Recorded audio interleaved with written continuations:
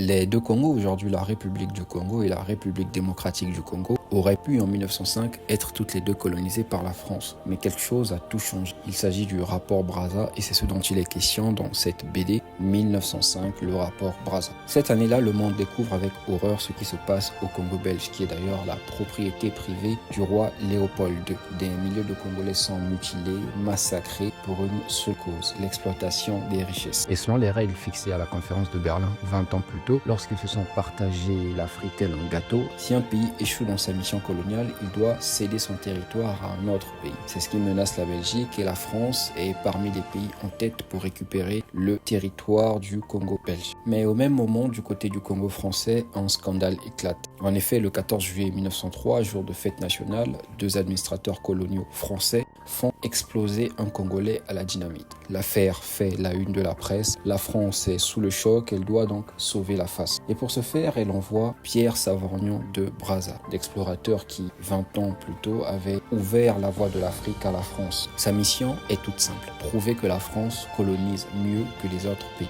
Mais Brazza n'est pas là pour mentir. Sur place, il va découvrir l'enfer, contrairement à ce qu'il avait laissé, du travail forcé, de l'esclavage déguisé, des camps d'otages où l'on enferme femmes et enfants jusqu'à ce que les hommes ramènent assez de caoutchouc. Brazza rédige donc un rapport où il dénonce la violence de l'administration coloniale française, la complicité des entreprises privées. Il dit clairement que la France n'est pas meilleure que la Belgique, peut-être pire. Mais ce rapport dérange parce qu'il est trop vrai, il est trop brutal, il montre le mauvais côté de la France. Et peu après son retour de cette expédition, Brazza meurt. Son vrai rapport est donc enterré. Littéralement, on le remplace par une version propre qui est aseptisée où on fait croire qu'il n'a rien vu.